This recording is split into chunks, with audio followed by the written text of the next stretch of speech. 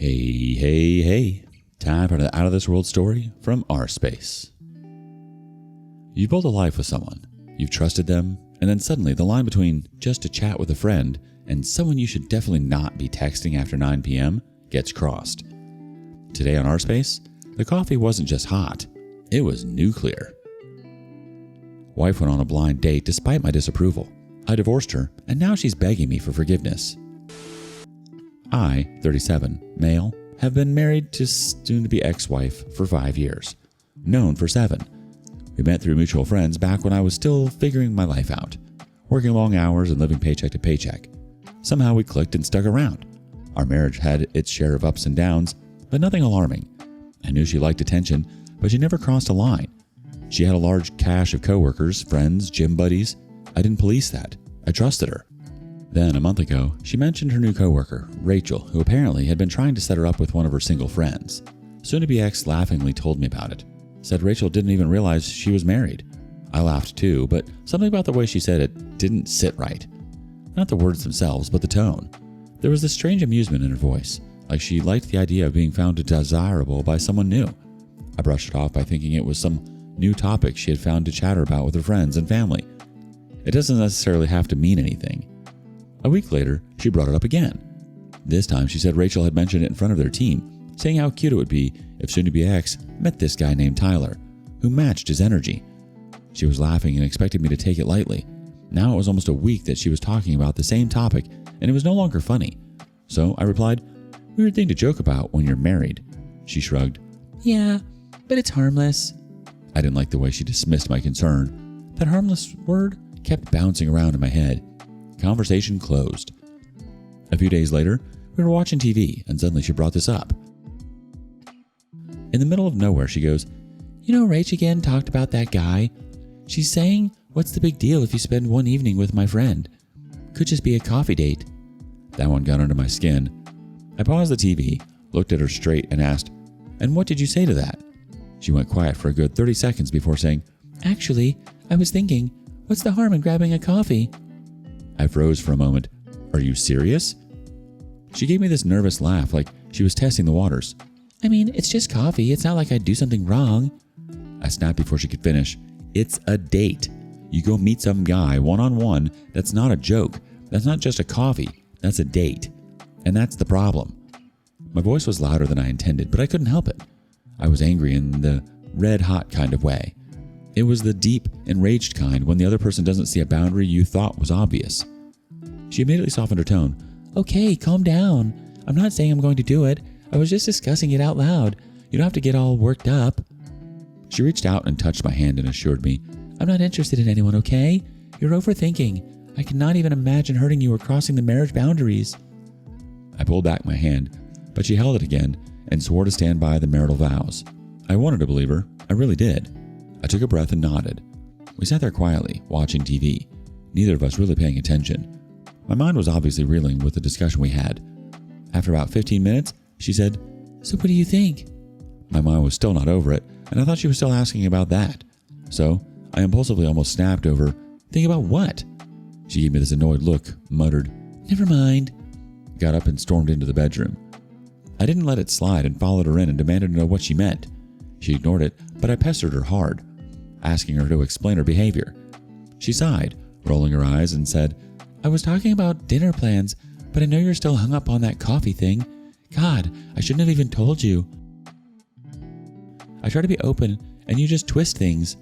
It's all my mistake that I blabber everything in front of you." She played the victim and guilt-tripped me so effectively that for a minute, I started to wonder if I was overreacting. Maybe she really had been talking about dinner. Maybe I let my own insecurities take over. She saw that hesitation in me and doubled down, said she was too transparent for her own good, that she shouldn't share every silly work thing with me if I'm just going to get angry. By the time we went out for dinner that night, I was the one apologizing. She smiled, kissed my cheek, and said, "See, we're fine." I thought the chapter was closed. However, after that discussion, something had shifted inside of me. A seed of doubt got inside of me, quietly and persistently. Fast forward to this Friday.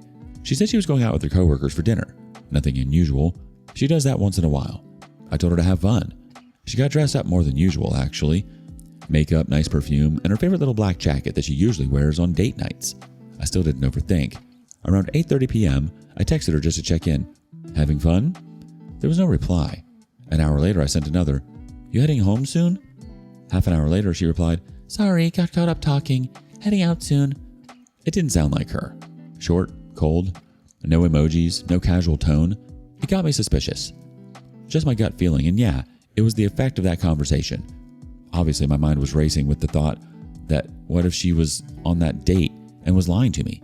When she got home around midnight, she said they went for drinks after dinner. She smelled faintly of cologne that wasn't mine.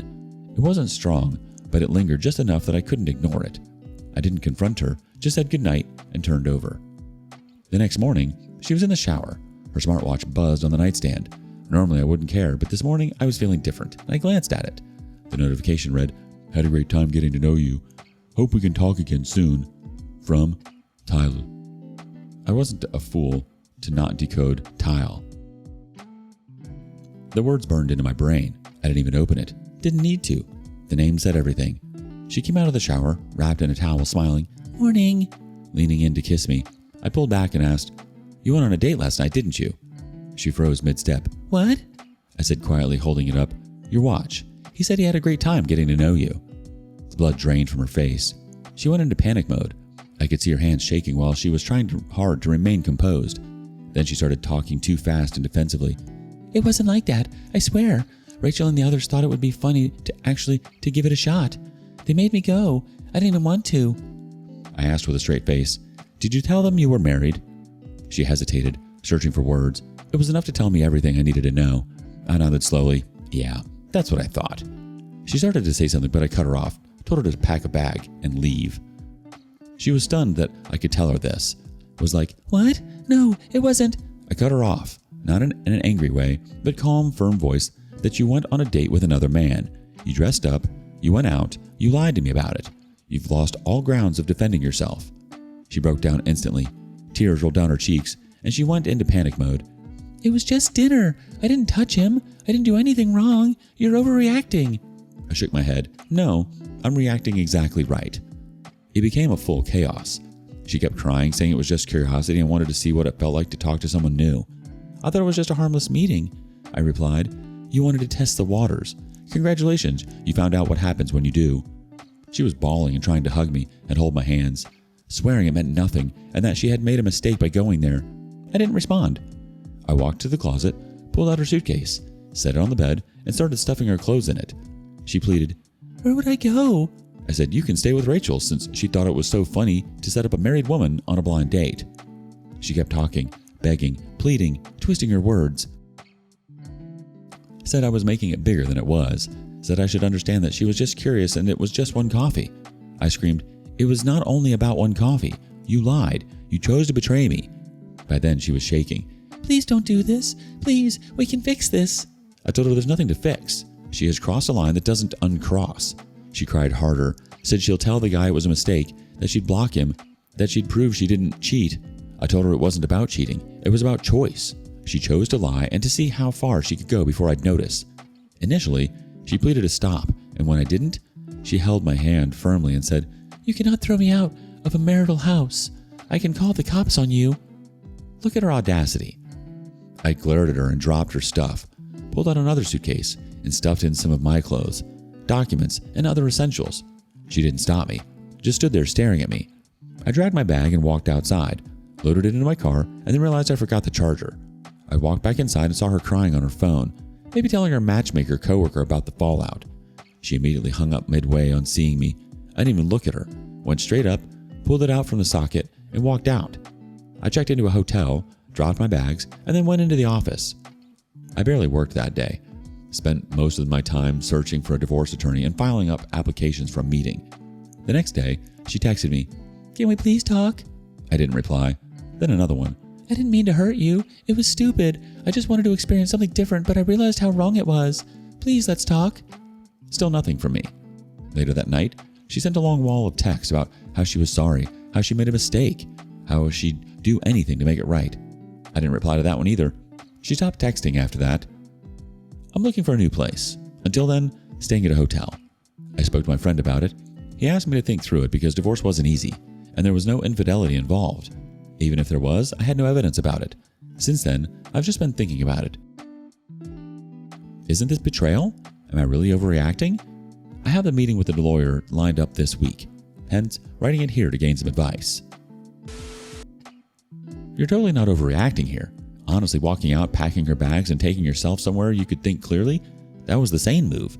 It sucks, it's messy, but sometimes you have to remove yourself from a situation that keeps crossing lines. Even if it doesn't look like cheating on paper, at the end of the day, this isn't about coffee or dinner or whatever.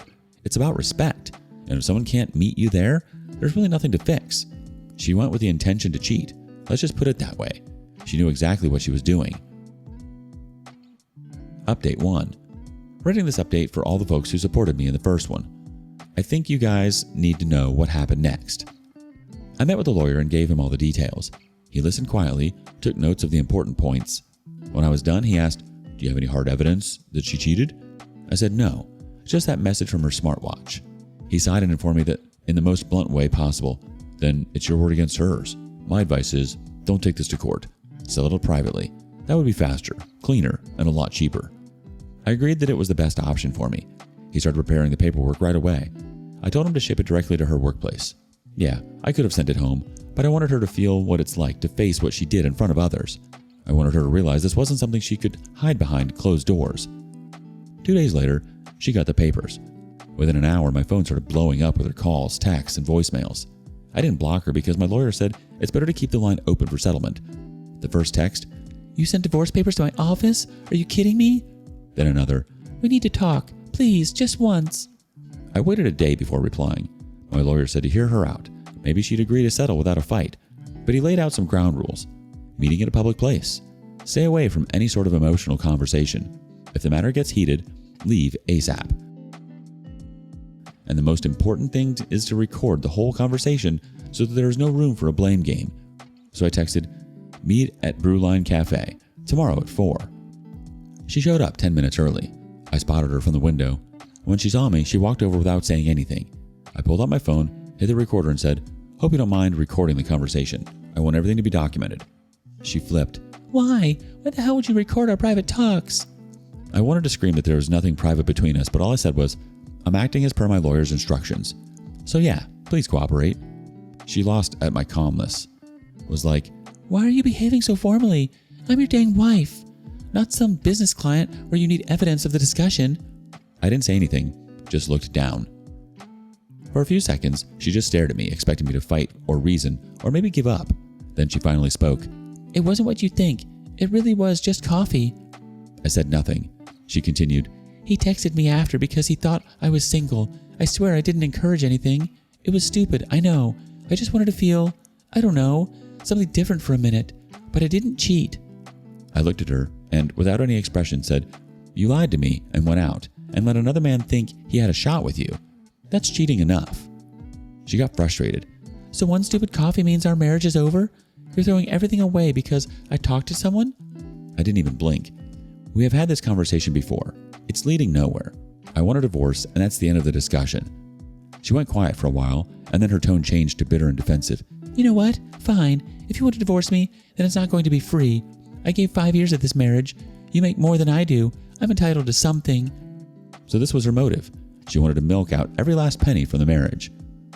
I stood up, paid the bill for the coffee, and said, "My lawyer will handle the rest of the thing." She glared at me. "You'll regret this. You'll see what happens when you try to screw me over." I walked out without replying. I updated my lawyer about the meeting, and he gave me a heads up that without evidence, I would have to bear alimony and the case might drag longer than expected if she didn't comply with the settlement clause. I couldn't sleep that night. Something about how defensive she was and how quickly she shifted from "I didn't cheat" to "I deserve alimony" didn't sit right. So I decided to find the truth myself.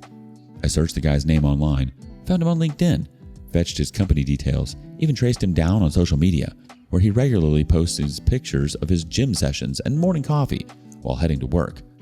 I figured out the approximate time he arrived at work. The next morning, around 8:30 a.m., I waited in the basement parking of his office complex. When he showed up, I walked straight to him and without wasting any time, grabbed him by the collar, pushed him against a concrete pillar and said, "How does it feel going on a date with a married woman?" He froze and then stammered, "Man, I didn't know she was married." I tightened my grip and said, Tell me what happened that evening. He struggled to free himself and said, "Look, it was one time, okay? I'm sorry. We got carried away." I was like, "Carried away what?" Then he blurted, "We used protection, okay? It was a mistake." I froze. My grip loosened instantly and he ran off towards the elevator, calling security on me. Before they could catch me, I rushed to my car and drove away. So it wasn't just coffee. She had slept with that guy. I informed my lawyer of what happened. He was obviously furious that I went to confront the affair partner, asking me to stay low on not indulge in any further talks with the soon-to-be ex-wife or affair partner. The same evening, I got a text from her again. "Can we meet once? I have something to say." I ignored it. My lawyer informed hers that she shouldn't contact me directly and that whatever she has to say, she should communicate through legal channels or wait for the court date. A couple of weeks later, court ordered a mediation session. She requested a 5-minute private time before everyone joins. My lawyer nodded and I went inside. She started before I could even sit down. "I know you met Tyler." I didn't say anything. She went on, "He told me you confronted him." I swiftly said, "Yeah, and he told me you used protection." She looked down in embarrassment and then goes, "I wasn't going to lie about it anymore. While having coffee that evening, he mentioned he had a golden retriever and a pair of rescue cats. Maine Coons. I love cats, you know that. He offered to take me to meet them. I just went there to see them. We went upstairs, and the dog jumped all over me the second we walked in. The cats were curled up on my lap as we sat down. They were so sweet. We talked about random things. Then he put on a show, said something funny, and I leaned over to pet one of the cats. And somehow one thing led to another, and it just happened. I realized what I'd done the second it was over. I felt sick. I left right after. I don't even remember properly how it went till there. I didn't plan it, I swear." I let out a dry laugh. "You swear about everything. Which one should I believe? First, you swore never to break our marital vows or cross the boundary. Then you swore that it was just coffee and nothing else. And now this." She started crying harder. "It wasn't planned. I meant nothing. It was stupid. I messed up. I swear it didn't mean anything." I didn't respond. She tried to reach across the table, her voice shaking. "Can we please fix this? Please don't end it like this. I'll do anything. I'll go to therapy. I'll prove I can change." I shook my head. "You already proved what you're capable of." I stood up and walked outside. The mediation session started with both of our lawyers present. The mediator asked if there was any chance of reconciliation. She glanced at me and then said, "No, I broke his trust." She wanted to sound mature and giving. The mediator looked at me and I nodded. We signed the settlement, agreeing on an equal split of joint savings. I made sure there was no alimony. She was in a guilt mode that day, and my lawyer used that to my advantage and got her to sign the agreement. The final divorce is yet to be pronounced, but with the settlement in place, my lawyer said it shouldn't be long. This is going to be my last update. I want to move on from this chapter ASAP. Thanks for supporting me through this. Just coffee? Really? That's the hill she's dying on? I mean, after everything. That's the story she thinks will save her? Sending the papers to her workplace? Pure unfiltered savage energy. That's next level. This is what consequences feel like. She had no idea it was coming. And then, confronting Tyler? Chef's kiss. Perfectly timed, perfectly executed, and the guy literally froze like a deer in the headlights before bolting. Classic. The guy thought he was just some side note in her coffee story, and suddenly he's face to face with someone who's calm, collected, and not afraid to call BS. If someone you trusted went on a just coffee date with another person, would you consider it cheating? Let us know in the comments. And thank you for joining us today on rSpace. Be sure to like and subscribe and hit that notification bell so you don't miss out on our next video. Until next time.